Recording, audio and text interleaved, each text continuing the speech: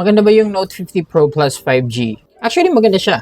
It has great features para sa price na wala sa ibang brands. To be honest, for me, siya yung pinakamagandang phone on the price of 16,000 to 18,000. Yun kung wala kayong may experience na issues sa device niyo. May isi-share ko mamaya, meron akong mga issues Doon na muna tayo sa best features ng phone. The phone features Armor Alloy metal frame. Very premium looking boxy yung design, tsaka matte yung finish. It looks like a flagship phone. Yung mga phone na kagaya ni Samsung S25 Ultra.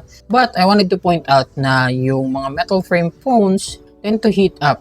Kasi napansin ko siya sa Poco F7 Ultra na metal frame. Pag nag-intense gaming ka, nag-iinit din yung metal frame. And meron ding mga reviewers na nagsabi na warm to the touch yung metal frame phone. It's always best na gumamit kayo ng case and screen protector to fully protect your phone, diba? Mawawala yung warm to the touch issue ng phone while gaming pag naka-case na kayo. May mga iba dyan na ayaw nila gumamit ng case, then you would feel it's warmer than a regular phone na may plastic frame.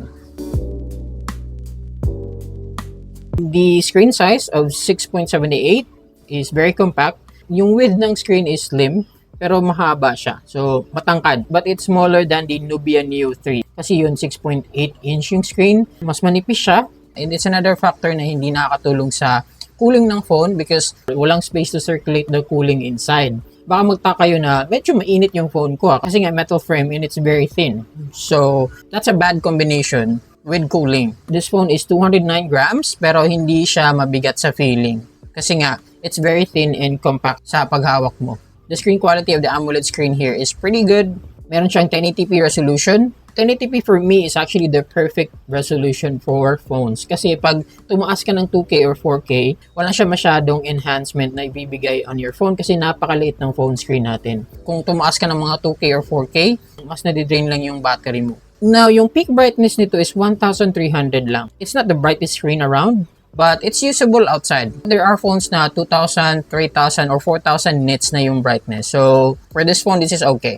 Now, meron tayong 240Hz touch sampling rate na maganda for gaming and up to 2,304Hz PWM dimming. So, yung PWM dimming, pag mataas siya, like 1,000 plus, nakakatulong siya on low brightness mode na wala masyadong eye strain. Plus, the phone boasts 144Hz refresh rate on the display. Wala naman siya masyadong difference with the 120Hz. Pwede mo siyang iset for 60 or 144Hz or automatic switching. Wala na siyang LTPO na nagda-dial down sa 1Hz yung screen refresh rate. Siguro, mas magiging mahal yung phone pag nilagay yung ganong feature. So, the phone runs in Android 15 with XOS 15 software. May magaganda siyang themes, very clean UI, at saka walang bloatware ads.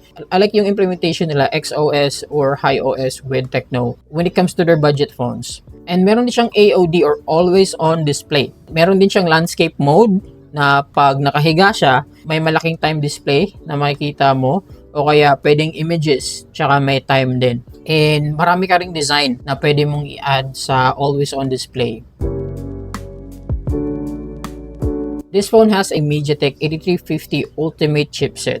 Tinasuse sa maraming games. Very smooth naman yung daily use niya. You know, the overall experience for the chipset is great. So, it has a partnership with CODM or Call of Duty Mobile. May nakuha din akong CODM shirt, mag power car charger, tsaka 1-year VU subscription. Napakasulit ng bundle na nabili ko. At saka yung box niya rin is naka CODM design. Pag naglaro ka ng CODM with multiplayer mode o kaya Battle Royale, makakuha ka ng 90 FPS at a lower graphics lang. Kung gusto mo na higher graphics quality, 60 FPS yung makukuha mo. Playing games on this phone has a very good experience kasi yung Honor of Kings tsaka Mobile Legends, they are unlocked at 120 FPS. Tsaka yung sa Genshin Impact, 60 FPS smooth din. Yung sa Wuthering Waves, aabot naman siya ng 60 FPS, but nakita ko nag-frame drop siya sa 50. Siguro kailangan lang ng better optimization with Wuthering Waves. It's actually boosted to 5.5G para sa network signal ng phone na to. Now, ano ba yung 5.5G? I believe 5.5G is the same with 4G LTE before. Kung naalala nyo, meron tayong 4G before plus a 4G LTE enhanced signal. Ganun din yung pinapakita nila dito. It's an enhanced signal than the 5G network signal ngayon. Now, hindi ko lang sure kung meron ng implementation with our network providers for 5.5G. Hindi ko nakikita sa signal niya na pumapatong siya sa 5.5. Only 5G. Doon naman tayo sa cameras. This phone, it boasts a 50 megapixel Sony IMX896 with OIS sensor, and the overall implementation of the camera system is actually pretty good. Makakuha ka ng magandang shots dito all around. Plus, the periscope telephoto lens is also 50MP with OIS. Kahit na naka-zoom in ka na ng 100 times zoom, natutulungan ka pa rin ng OIS to lock in your subject. So, yun yung maganda dun. But don't expect too much kasi nga, this is a budget phone. It's not the same as the ultra flagship phones na 60,000, 70 or 80,000. But it has the feature kung gusto mo. The AI helps with the processing of the subject. Pag super zoomed in ka na, hindi siya nakaka-identify ng facial features talaga. It also has an 8MP ultra-wide camera na it's there when you need it. The post-processing of the phone is great. Makakuha ka pa rin ng decent pictures with the ultra-wide.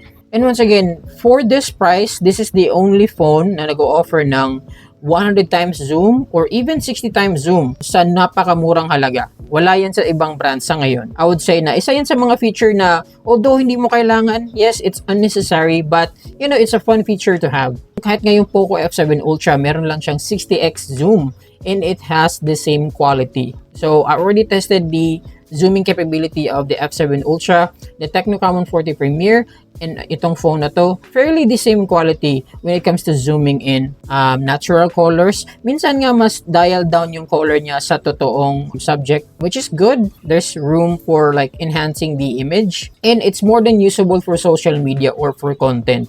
Comparing it to other mid-range on the same price, the image quality on this phone is actually pretty good, pretty decent. Okay, so meron din siyang added feature na street snap. Yung mga motorcycle, yung mga cars, kahit ano on the streets. Meron siyang dramatic effect when it comes to street snap pictures. For the video naman, so the main cameras can shoot up to 4K 60fps na very stable. Yes, nag-improve na si Infinix ngayon. Napakaganda na ng stabilization niya kasi naka-OIS na rin to. So 4K 60fps, very smooth. Very usable for content. If you're trying to vlog with your phone, then panalong panalo. It can also shoot slow motion at 120 FPS or 240 FPS. Now, meron akong isi-share sa inyo na tatlong big issues na na-experience ko sa phone na to while shooting videos. The first time na tinest ko to, nung nakuha ko yung phone, dinala ko siya sa the usual spot ko sa isang rooftop ng mall. Mga 10:30 yun ng umaga, so medyo tirik na yung araw. Tapos nagbe-video na ako ng 4K, 60fps, 30fps. Bigla kong napansin na medyo laggy and jittery yung video ko. And it was the 4K 30fps mode for the selfie. Sabi ko, baka nag-overheat. Malakas talagang processing ng 4K video, especially na pag 60fps or 30fps. So, pag nag-shoot ka ng matagal, iinit yung phone mo. So, ayun na nga, pinahinga ko siya ng mga ilang minutes, probably mga 10 minutes, and nakita ko na up to like 15 to 18 FPS na lang. Instead of 30 FPS yung na-record niya, it's lower, it's half the FPS. Kaya, naglalag yung recorded video. Tapos, hindi na-capture ng mic yung audio ko. Now, nung napahinga ko naman yung phone, ginamit ko siya ulit sa loob ng mall, then okay naman siya. I suspect na nag-malfunction yung camera niya dahil sa init. Tsaka hindi lang siya nangyari sa akin once. Nangyari sa akin siya twice. Nung dinala ko siya sa weekend vacation, na nagbi-video na naman ako sa beach, 'di ba? Syempre mainit tirik yung araw. So it's possible really na nag-overheat yung camera system. And pangatlong issue na nangyari sa akin, sometimes meron din siyang autofocus issue. So, hindi siya nakakapag-focus ng masyado sa binivideo niya. So, nagiging blurred. Maraming times na nangyari yan sa akin. So, I'm not sure kung ano nangyayari sa camera system ko. It might be defective once again. Marami akong phones na hindi naman ganun yung issue. Kahit na yung mga mura kong phones, nagsishoot ako ng video, gumagana naman ng maayos yung recording and autofocus niya. Anyways, maghihintay pa ako ng update with the Infinix support about dyan. Front cam naman, meron siyang 32MP. It actually takes very nice selfie photos and videos. Very clear. Meron siyang wide mode and tsaka 1x zoom mode for the selfies. And by default, lumalabas din yung flash niya. Automatic ring lumalabas yung night mode, especially na pag nadidetect niyang madilim. Kung night mode ka and you're shooting 30 fps 1080p video, medyo hindi na siya maganda.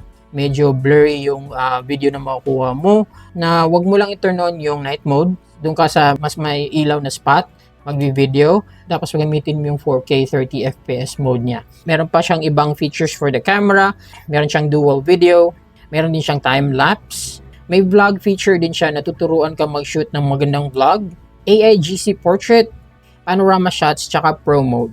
Once again, overall, the camera feature on this phone is very great for the price kung ikukumpara ko siya sa ibang phones. But we just have to make sure na bumili tayo sa official stores na may magandang return policy just in case na maka-experience tayo ng problema sa phone, tsaka isauli na lang natin kung ganun. So meron siyang 12GB of RAM, expandable to 24GB, tapos 256GB naman yung storage. So wala na siyang ibang option.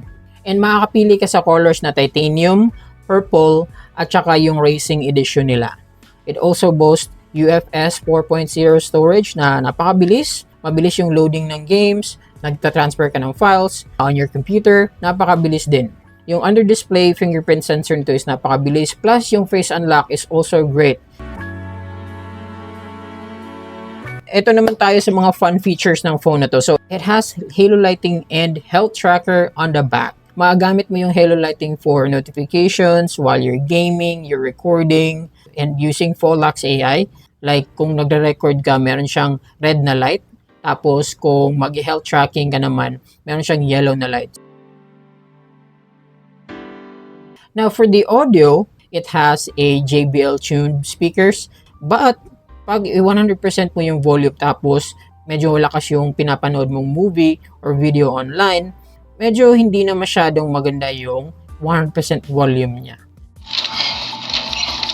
Dad, I hope you're watching. I'm gonna make you proud. Dad, I forgot to tell you, I took the van without asking Mom. For me, mas maganda yung tuning ng mga Dolby Atmos speakers like the Tecno Camon 40 Premier or the Poco F7 Ultra. So, once again, I'm not saying the speakers are bad. I'm saying na it's just tuned differently. Sa Netflix naman, it can play 1080p resolution pero wala siyang HDR support doon. Pwede ka ring manood ng 4K 60 FPS HDR videos on YouTube. Naka-Widevine L1 support naman tayo. YouTube, hindi talaga siya masyadong restrictive. Netflix lang talaga yung medyo maarte at saka hindi masyadong nagbibigay ng HDR kahit na HDR compatible naman yung device. We have a 5200 mAh silicon carbon battery with 100 watts of charging capability. So, ma-full charge mo siya from 0 to 100% within like 40 to 45 minutes. Meron din siyang wireless mag charge na 50 watts, but the phone doesn't have a magnet. Kailangan mong isalpak yung case niya na merong magnet, and meron din siyang reverse charging to 10 watts. Nga pala, meron siyang 3 charging types. Una, yung low temp charging, possible na mas bababa yung charging speeds. Meron namang smart charging na pwede siyang bumilis ng 100 watts, pwede ring mas bumaba, depende. Or hypercharged. Yun yung ginamit ko to fully charge the phone from 0 to 100%. Yes, yung mga hypercharging na 120 watts like Xiaomi or etong 100 watts ni Infinix, they do have fast charging or hypercharging protection for their phone. So, wag kang mag-alala. This phone only supports 2 nano SIM card slots. Wala siyang eSIM support or expandable storage. For travelers, mas madali kasi yung eSIM sa kanila kasi embedded na. Bibili ka na lang ng plan, tapos i-register mo sa phone mo. And you can even buy it in advance, tapos magta-travel ka sa ibang country. But mostly naman sa atin mga Pinoy, hindi naman tayo travelers abroad. The IP rating for this phone is only IP64. It's fully protected against dust kasi nga IP6. Now yung 4 only protects it for rain and splashes. Hindi siya kagaya ng IP68 or 69 na submersible siya within 1.5 meters under the water within 30 minutes. O kaya yung IP69 na pwede siya for high pressure or high temperature water. Okay lang naman yung IP64. Mostly naman sa atin na-experience lang natin yung maulan o kaya may splash ng konting water sa mesa pag kumakain tayo. So okay pa rin yun. this phone boasts many AI features. Yun yung marketing strategy nila, Infinix tsaka ni Tecno ngayon. Sa Infinix phone, meron silang Pholax AI. Yung sa Tecno naman, meron siyang Ella AI. Now, they have like the same features to be honest. Kasi meron din ako nung Tecno Camon 40 Premier dito, tinitest ko rin. So, I'll post a video niyan next time. Pholax AI is very good. Doon pa lang sa pag first boot up mo ng phone, lumalabas na yung Pholax AI. The overall initial setup, tsaka yung paggamit mo ng Pholax AI, you can use it like a Google Gemini. Magsasabi ka ng, hey, Pholax. Tapos, yun na nga, magsasabi ka sa mic ng anong gusto mong i-search. Pwede mo siyang utusan para i-on mo yung camera ng phone, gumawa ka ng notes, o kaya mag-save ka ng event sa calendar mo. So, meron siyang ganong feature, marami. Pholax AI uses DeepSeek R1. So, kung, nagre-research ka, may tinatanong ka online, it gives you accurate results with the searches and up-to-date. Meron siyang mga recommended hot topics. Pwede siyang pumunta sa phone settings mo, take a selfie. Pwede niyang i-open yung phone gallery mo or even YouTube app. It's a free AI option na meron ka pag bumili ka ng phone. Hindi mo na kailangan magbayad ng premium na ChatGPT. Dito sa Infinix AI, meron din tayong auto-translation for your calls, for meetings, AI summary. Yan, isa-summarize niya yung document. Napaganda ng writing assistant kasi nagbibigay siya ng suggestion tsaka nag-grammar check. Pwede mong i-rewrite yung reply mo sa messenger, tutulungan ka niya. O kaya pwede yung gawing mas kwela, mas fun yung tone ng reply mo. You wanna be more professional sa mga responses mo, pwede. Pwede ba siyang magamit with your emails or chats. And the AI note is actually pretty good kasi pwede kang mag-save ng photos, mag-take ng pictures, pwede ka mag-drawing tapos mag-generate siya ng image for you out of the simple drawing na gusto mo. Kunwari nag-drawing ka ng simple drawing ng pusa o kaya ng aso o kaya ng eroplano, gagawa siya ng graphics for you. Pwede ka ring mag-record ng voice kasama ng notes mo. Ito pang isa, meron siyang wallpaper generator. So, pwede mong kunin yung selfie mo tapos gagamitin mo yun, isasalpak mo sa wallpaper na may magandang design. You can also extract yourself, alisin mo yung background ng picture mo, tapos i-download mo, gagamitin mo sa ibang background kung gusto mo. Meron ding mga ibang functions na pwede niyang gawin locally on your phone to improve data privacy. Dahil nga naka-Android 15 tayo, meron pa rin siya ng lahat ng features ni Android 15 kagaya ng Google Gemini, Google Assistant, Circle to Search, Google Lens, yung mga ganun. Napaka-convenient and it's worth buying the phone for sure kung kailangan mo yung mga features na yun. Yun actually overall yung experience ko for this phone. And lastly na, gusto ko sana na gumana tong phone na to and lahat naman yung promised features na is actually pretty good. When it comes to like 15,000 to 18,000 pricing, the Infinix Note 50 Pro Plus 5G wins. Yeah, baka balitaan ko na lang kayo for my refund and return sa next video ko. I'm gonna post my Tecno Camon 40 Premier phone review soon. So, abangan nyo yun. If you can subscribe or follow me here, I would appreciate it. At saka, thank you so much sa panonood and take care na muna. Bye-bye.